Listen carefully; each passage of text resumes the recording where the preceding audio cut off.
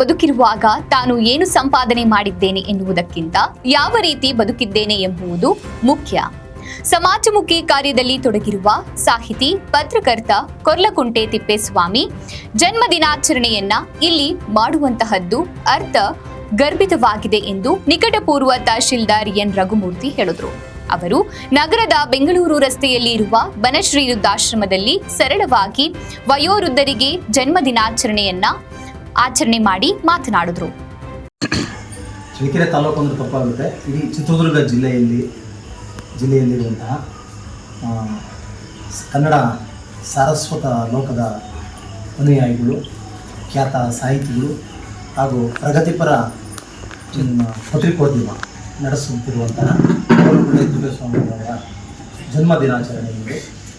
ಆ ಜನ್ಮ ದಿನಾಚರಣೆ ಪ್ರಯುಕ್ತ ಅವರಿಗೆ ನನ್ನ ಅತ್ಯಂತ ಹೃತ್ಪೂರ್ವಕವಾದ ಆರ್ಥಿಕ ಶುಭಾಶಯಗಳನ್ನು ಕೋರ್ತೇನೆ.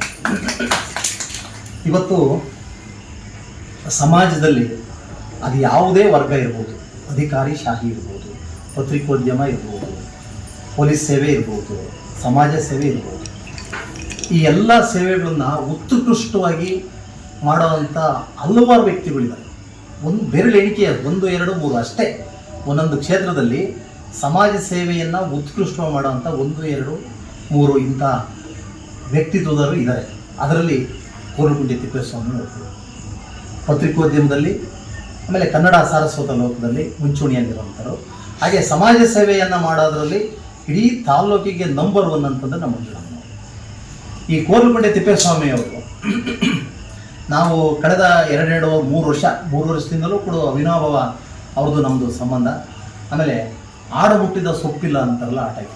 ಅವರು ಸಮಾಜ ಸೇವೆಯಲ್ಲಿದ್ದಾರೆ, ಪತ್ರಿಕೋದ್ಯಮದಲ್ಲಿದ್ದಾರೆ, ಕನ್ನಡ ಸಾಹಿತ್ಯ ಲೋಕದಲ್ಲಿದ್ದಾರೆ. ಹೀಗೆ ಪ್ರತಿಯೊಂದು ಆಯಾಮಗಳಲ್ಲಿ ಅವರ ಲೇಖನಗಳು, ಅವ್ರು ಬರೆಯೋಂಥ ಲೇಖನಗಳು ತುಂಬ ಸೊಗಸಾಗಿರುತ್ತೆ. ನಾವಂತೂ ಇಲ್ಲಿರೋ ಟೈಮಲ್ಲಿ ಅಷ್ಟು ಉತ್ಕೃಷ್ಟವಾಗಿ ಎಂಜಾಯ್ ಮಾಡಿರ್ತಾರೆ. ಹಾಗಾಗಿ ಈಗ ಈ ಸಮಾಜದಲ್ಲಿ ಇಂಥ ವ್ಯಕ್ತಿಗಳು 1, 2, 3 ಬೆರಳೆಣಿಕೆ ಅಷ್ಟು ಜನಗಳು ಏನಿದ್ದಾರೆ, ಅವ್ರನ್ನ ಈ ಸಮಾಜ ಇವತ್ತು ಒಂದು ದೀಕ್ಷೆ ತಗಬೇಕು. ಅಂತರ್ನ ಈ ಸಮಾಜದಲ್ಲಿ ಉಳಿಸ್ಕೋಬೇಕು, ಬಹಳಷ್ಟು ದಿನ ಉಳಿಸ್ಕೋಬೇಕು ಅಂತ ಅನಿವಾರ್ಯತೆ ಈ ಕಾಲದಲ್ಲಿದೆ. ಹಾಗಾಗಿ ಕೊರ್ಲಕುಂಟೆ ತಿಪ್ಪೇಸ್ವಾಮಿಯವರು ಇವತ್ತು ಈ ಒಂದು ಹುಟ್ಟುಹಬ್ಬವನ್ನು ಆಚರಿಸ್ತಿದ್ದಾರೆ. ಇಂಥ 100 ಹುಟ್ಟುಹಬ್ಬಗಳನ್ನು ಅವರು ಆಚರಿಸ್ಕೋಬೇಕು. ಯಾಕೆ ಅಂತ ಹೇಳಿದರೆ, ಶೋಷಿತರಿದ್ದಾರೆ, ಧ್ವನಿ ಇಲ್ದರಿದ್ದಾರೆ, ದೀನ ದಲಿತರಿದ್ದಾರೆ. ಸೊ ಇವರು ಪತ್ರಿಕೋದ್ಯಮದಲ್ಲಿದ್ದಾಗ ಅಂಥವ್ರನ್ನೆಲ್ಲ ಓರೆಗಚ್ಚಿ ಎಷ್ಟೋ ಕಡೆ ಅಧಿಕಾರಿ ಶಾಹಿ, ಚುನಾಯಿತ ಪ್ರತಿನಿಧಿಗಳಿರ್ಬೋದು, ಅಧಿಕಾರಿಗಳಿರ್ಬೋದು, ಯಾರಿಗೂ ಕೂಡ ಈ ವರ್ಗದಲ್ಲಿ ಅಂಥ ಸಂಕಷ್ಟದಲ್ಲಿದ್ದಾರೆ ಅನ್ನೋದು ನಮಗೆ ಯಾರಿಗೂ ಗೊತ್ತಾಗೋದಿಲ್ಲ. ಆದರೆ ಪತ್ರಿಕೋದ್ಯಮ ಭಾಳ ಇಂಪಾರ್ಟೆಂಟ್. ಪತ್ರಿಕೋದ್ಯಮದವರಿಗೆ ಈ ಎಲ್ಲಿ ಸಂಕಷ್ಟದಲ್ಲಿದ್ದಾರೆ, ಎಲ್ಲಿ ಅನ್ಯಾಯ ಆಗಿದೆ, ಅದು ಫಸ್ಟ್ ಅವ್ರಿಗೆ ಗೊತ್ತಾಗುತ್ತೆ. ಸೊ ಅವರು ಅದನ್ನು ಪಾಯಿಂಟ್ ಔಟ್ ಮಾಡಿದರೆ, ಪತ್ರಿಕೋದ್ಯಮದಿಂದ ಆ ಸಂಕಷ್ಟದಲ್ಲಿರೋ ಪಾಯಿಂಟ್ ಔಟ್ ಮಾಡಿದರೆ ಅಧಿಕಾರಶಾಹಿಗಳು ಹೋಗಿ ಅದನ್ನು ಸಮಸ್ಯೆಗಳು ಬಗೆಹರಿಸೋಕ್ಕೆ ಕಾರಣ ಆಗುತ್ತೆ. ಹಾಗಾಗಿ ಈ ಒಂದು ಪತ್ರಿಕೋದ್ಯಮದಲ್ಲಿ ಜನಗಳಿಗೆ, ಅಸಹಾಯಕರಿಗೆ ನ್ಯಾಯ ಒದಗಿಸೋ ಕೆಲಸವನ್ನು ತಿಪ್ಪೇಸ್ವಾಮಿ ಅವರು ಮಾಡ್ತಿದ್ದಾರೆ. ಇವರೊಬ್ಬರೇ ಅಲ್ಲ, ಪತ್ರಿಕೋದ್ಯಮದಲ್ಲಿ ಎಲ್ಲ ನನ್ನ ಸ್ನೇಹಿತರು ಕೂಡ ಮುಂದಿನ ದಿನಗಳಲ್ಲಿ ಈ ಒಂದು ಕೈಂಕರ್ಯವನ್ನು, ಈ ಒಂದು ಕಾರ್ಯವನ್ನು ಮಾಡ್ತೀವಿ ಅಂತ ಇವತ್ತಿನ ದಿನದಲ್ಲಿ ಒಂದು ದೀಕ್ಷೆ ತಗೋಬೇಕಾಗುತ್ತೆ.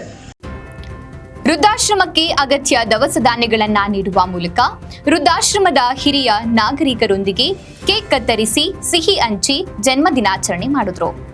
ಈ ಸಂದರ್ಭದಲ್ಲಿ ಬನಶ್ರೀ ವೃದ್ಧಾಶ್ರಮದ ವ್ಯವಸ್ಥಾಪಕಿ ಮಂಜುಳಮ್ಮ, ಪ್ರದೀಪ್, ವೆಂಕಟೇಶ್ ಇತರರು ಉಪಸ್ಥಿತರಿದ್ದರು. ತಾಲೂಕು ಆಡಳಿತದ ಆಯಕಟ್ಟಿನ ಸ್ಥಾನವಾದಂತಹ ತಹಶೀಲ್ದಾರರಾಗಿ ಸೇವೆ ಮಾಡಿದಂಥವರು, ಕಡಿಮೆ ಅವಧಿಯಲ್ಲಿ ಸೇವೆ ಮಾಡಿದರೂ ಕೂಡ ಈ ಭಾಗದ ಜನರ ಜನಜೀವನ ಮತ್ತು ಇಲ್ಲಿನ ಒಂದು ಸಂಸ್ಕೃತಿಯನ್ನು ಭಾಳಷ್ಟು ಅರ್ಥ ಮಾಡಿಕೊಂಡಂಥವರು. ಇವತ್ತು ಈ ಒಂದು ವೃದ್ಧಾಶ್ರಮ ಆ ಗ್ರಾಮೀಣ ಭಾಗದ ನಾನು ಅಥವಾ ನಿಮ್ಮೆಲ್ಲ ಒಡನಾಟ ಒಂದು ಈ ರೀತಿಯ ಬೆಸಲಿಕ್ಕೆ ಕಾರಣಕರ್ತರು ಆಗಿರ್ತಕ್ಕಂಥ ಸನ್ಮಾನ್ಯ ನಮ್ಮ ಎನ್ ರಘುಮೂರ್ತಿ ಸರ್ ಅವರನ್ನು ನಾನು ಈ ಸಂದರ್ಭದಲ್ಲಿ ಮನತುಂಬಿ ನೆನೆಸ್ತೇನೆ. ಈಗಾಗಲೇ ಹೆತ್ತವರು ಈ ಜಗತ್ತಿಗೆ ನಮ್ಮನ್ನು ಜನ್ಮ ಕೊಟ್ಟು ಹೋಗಿದ್ದಾರೆ ಅನ್ನೋದಾದರೆ ಅವರ ಆದರ್ಶಗಳನ್ನು ನಾವು ಸ್ವಲ್ಪ ಮಟ್ಟಿಗೆ ಆದರೂ ಕೂಡ ನಮ್ಮೊಟ್ಟಿಗೆ ಇರಿಸಿಕೊಂಡಾಗ ಮಾತ್ರ ಆ ಹೆತ್ತವರಿಗೆ ಒಂದು ಶಾಂತಿನೂ ಸಿಗುತ್ತೆ ಅನ್ನೋದು ನನ್ನ ಭಾವನೆ.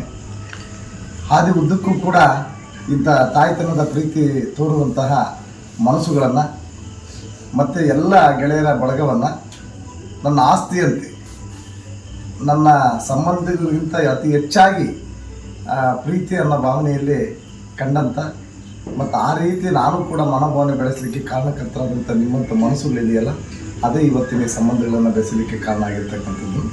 ಈ ಜನ್ಮದಿನ ಆಚರಣೆ, ಇನ್ನೊಂದು ಬೇರೆ ರೀತಿಯ ಈ ಒಂದು ಸಂಸ್ಕೃತಿ ನಮ್ಮದಲ್ಲ ಅಂದ್ರೂ ಕೂಡ ಎಲ್ಲ ಒಂದು ಕಡೆ ಮಾನವೀಯ ಸಂಬಂಧಗಳನ್ನು ಬೆಳೆಸಿರ್ತಕ್ಕಂಥದ್ದು. ಪ್ರತಿ ಆಚರಣೆಯಲ್ಲೂ ಕೂಡ ಒಂದು ಸಮಾಜಮುಖಿಯಾದ ಚಿಂತನೆ, ನನ್ನ ಬದುಕನ್ನು ವಿಮರ್ಶೆ ಮಾಡಿಕೊಳ್ಳಬೇಕು ಅನ್ನೋದರ ಸಂಕೇತ ಈ ಜನ್ಮದಿನಾಚರಣೆ ಅಂತ.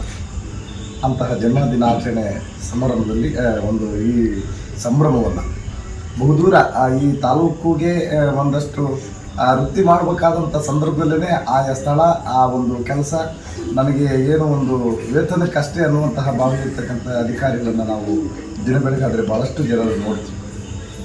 ಆದರೆ ಇಲ್ಲಿಂದ ನಿವೃತ್ತಿಯಾಗಿ ಹೋಗಿದ್ರೂ ಕೂಡ ಇಲ್ಲಿನ ಸಂಬಂಧ ಇನ್ನೂ ಅತಿ ಹೆಚ್ಚಾಗಿ ಅವರು ಬೆಳೆಸ್ಕೊಂಡಿದ್ದಾರೆ ಅನ್ನೋದಕ್ಕೆ ಅವರಲ್ಲಿರ್ತಕ್ಕಂಥ ಸಹೃದಯವತ್ತಿಕೆಯೇ ಕಾರಣ.